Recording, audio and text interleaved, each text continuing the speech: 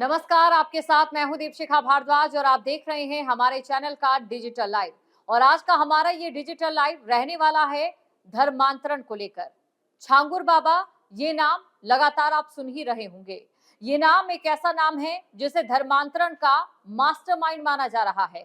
इसकी वजह क्या है ये हम आपको जरूर बताएंगे, लेकिन सबसे पहले बड़ी अपडेट आपको ये बता देते हैं कि सीएम योगी आदित्यनाथ की ओर से ये कहा जाता है धर्मांतरण को लेकर किसी भी तरीके की कोई भी नरमी नहीं बरती जाएगी। और ठीक हुआ भी ऐसा।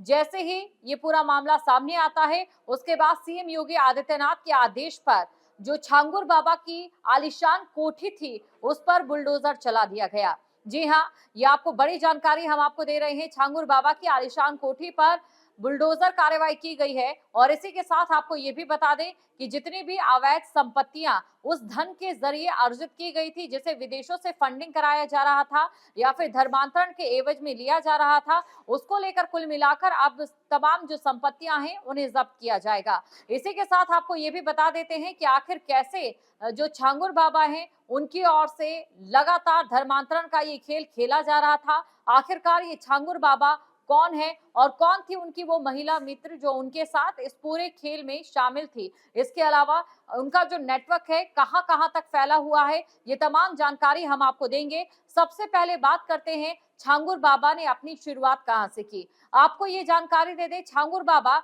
एक समय ऐसा भी था कि साइकिल पर वो अंगूठियां बेचा करते थे, रतन बेचा करते थे, इसके अलावा जादू टोने का सामान भी बेचा करते थे।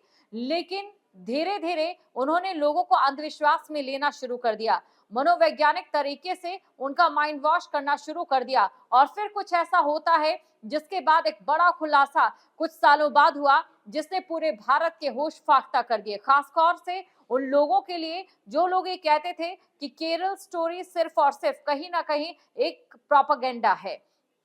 आपको ये जानकारी दे दें कि छांगुर बाबा जो कभी सिर्फ जादू टोने का सामान साइकिल पर सवार होकर बेचा करता था, आज उसके पास आलीशान कोठी है। और ये कोठी, ये गाड़ियां, तमाम जो शोरूम उसने खरीदे हैं वो सिर्फ ऐसे ही नहीं बनाए, बल्कि उसने धर्मांतरण का वो गंदा खेल खेला जिसको लेकर यूपी की योगी सरकार ही नहीं बल्कि भारत की मोदी सरकार भी पूरी तरह से सख्त एक्शन में है।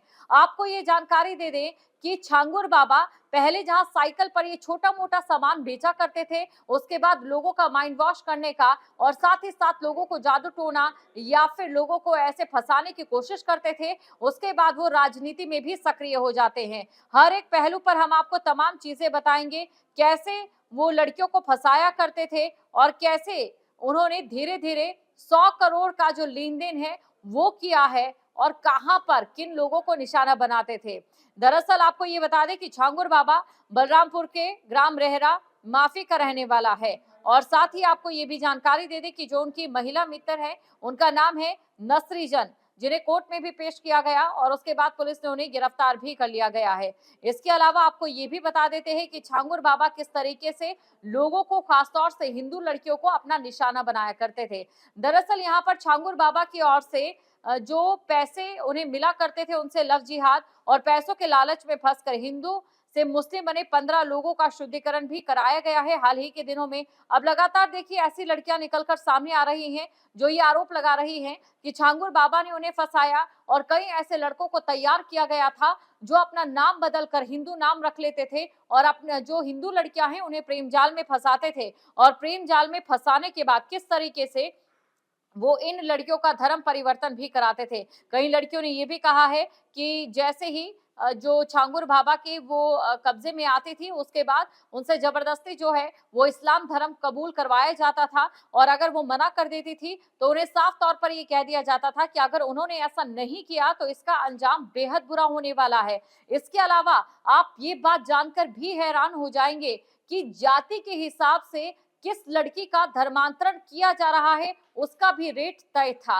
और ये अकेले सिर्फ छांगुर बाबा या फिर उनकी जो महिला मित्र है सिर्फ उनका काम नहीं हो सकता है, उनके साथ एक बड़ा गैंग है जिसके जो तार है नोएडा से लेकर महाराष्ट्र तक जुड़े हुए हैं। और साथ ही साथ जो छांगुर बाबा है वो 40 इस्लामिक देशों की यात्रा भी कर चुके हैं। ऐसे में विदेशी फंडिंग को लेकर एक बड़ी जो संभावनाएं हैं वो इस बात को कहीं ना कहीं सामने ला रही हैं कि विदेशों से ये कोशिश की जा रही थी कि भारत की एकता और अखंडता को छिन्न भिन्न कर दिया जाए, और इसीलिए यहाँ पर किसी भी तरीके से इन लड़कियों का धर्म परिवर्तन कराने की कोशिश की जा रही थी। आपको ये जानकारी दे दें, नोएडा से भी एक लड़की ने छांगुर बाबा के खिलाफ एफआईआर दर्ज करवाई थी और पुलिस को काफी समय से छांगुर बाबा और उसके सहयोगियों की तलाश थी। अभी पूरे नेटवर्क को खंगाला जा रहा है, पूरे नेटवर्क को लेकर जांच की जा रही है, लेकिन अभी बात करें तो 8 लोगों को चिन्हित किया गया है जिन पर आगे जल्द ही कार्रवाई होनी चाहिए और जल्द ही उनके नाम जो हैं वो भी सामने आ जाएंगे। आपको ये जानकारी दे दें कि जो छांगुर बाबा हैं उनकी जो कोठी थी उसमें 10 सीसीटीवी कैमरे और तारों में करंट भी दौड़ा करता था। यानी कि कुल मिलाकर छांगुर बाबा की ओर से किस तरीके से अपनी कोठी में सुरक्षा के इंतजाम किए गए हैं, ये भी कहीं ना कहीं सवालों के घेरे में है। इसके अलावा धर्मांतरण का जो गेम है सिर्फ और सिर्फ उनकी कोठी तक ही सीमित नहीं था। धर्मांतरण का ये गंदा खेल होटल के कमरों और इसके साथ ही मस्जिदों और मजारों तक में भी होता था, जिससे कई सवाल खड़े होते हैं। आपने देखा था योगी सरकार की ओर से, योगी प्रशासन की ओर से लगातार छापेमार कार्रवाई भी जारी थी, चाहे बात मस्जिदों की जाए। हालांकि जो अवैध मस्जिदें थी उन्हें चिन्हित किया जा रहा था, लेकिन कहीं ना कहीं उसके पीछे जो तमाम कारण बताए जा रहे थे कि वहां पर जो पढ़ाई कराई जाती है वो तकनीकी नहीं है या फिर बच्चों को मुख्य धारा में लाने की कोशिश की जा रही है, उसमें से एक कारण ये भी था कि वहां पर शायद धर्मांतरण का जो गेम है वो भी चलता हो या फिर जो बांग्लादेशी है या रोहिंग्या है उन्हें भारत में लाया जाता हो। कुल मिलाकर देखिए एक से एक कड़ी अब यहाँ पर जुड़ती जा रही है और इन कड़ियों के जुड़ने के बाद आखिर में जो निष्कर्ष निकलेगा उसे किस तरीके से उस नेटवर्क को पुलिस यहाँ पर तोड़ने का काम करती है, ये यहाँ पर देखने वाली बात है। और अब आपको ये भी जानकारी देते हैं कि एटीएस के शिकंजे में जो छांगुर बाबा फंसा है वो प्रधान का चुनाव भी लड़ चुका है और एक गांव का प्रधान भी बन चुका है। राजनीति में सक्रिय था, जो कई सवाल खड़े करते हैं और सवाल इसलिए क्योंकि ऐसे लोग जो धर्मांतरण जैसा गंदा खेल कर रहे हैं वो आसानी से लोगों का समर्थन भी हासिल कर लेते हैं। लोगों का समर्थन हासिल करने के बाद राजनीति में सक्रिय भी रहते हैं। वहीं दूसरी तरफ आपको ये भी बता दें कि छांगुर बाबा की ओर से उनके बेटे को भी चुनावी मैदान में उतारा गया था और प्रधानी का चुनाव लड़ाया गया था, लेकिन कहीं ना कहीं वो इसमें सफल नहीं हो पाए थे, करारी शिकस्त उन्हें मिली थी। लेकिन छांगुर बाबा के टारगेट में सिर्फ और सिर्फ हिंदू लड़कियां होती थी। और देखिए जो लड़कियों को जाति के आधार पर जो धर्मांतरण किया जाता था उसका भी एक रेट तय किया गया था और ये जो रेट तय किया गया था उससे भी कई मायने निकलकर सामने आ रहे हैं। ब्राह्मण, सरदार और क्षत्रिय लड़कियों को 15 से 16 लाख रुपए दिए जाते थे। इन लड़कियों को अगर ये अपना धर्म परिवर्तन करती थी, इसी के साथ पिछड़ी जाति की लड़कियों को 10 से 12 लाख रुपए का भुगतान होता था। वहीं अगर अन्य जाति की लड़कियां हैं तो 8 से 10 लाख रुपए उन्हें दिए जाते थे। इसके अलावा आपको ये भी जानकारी दे दें कि 70 दिन तक लखनऊ के होटल में नसरीन के साथ ये छांगुर बाबा रहा था। एटीएस की ओर से जानकारी दी गई है कि छांगुर बाबा अपनी महिला मित्र नसरीन के साथ विकास नगर के एक होटल में 70 दिन तक पति पत्नी के तौर पर रहा था। और जब होटल कर्मियों की ओर से बात की जाती है तो उनकी ओर से जानकारी दी गई थी कि जो छांगुर बाबा है वो होटल के कमरे से ज्यादा बाहर नहीं निकलता था, लेकिन धर्मांतरण के खेल में जो ये होटल का कमरा है वहां पर भी कई मायनों में धर्मांतरण का जो काम है वो किया जा रहा था।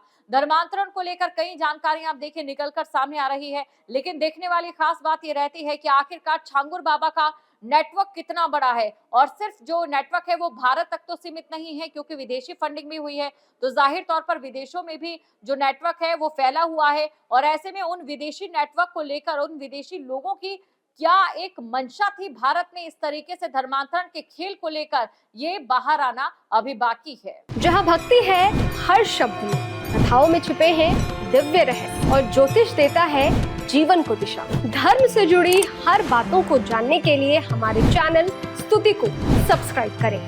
चैनल पर जाने के लिए इस लिंक पर क्लिक करें।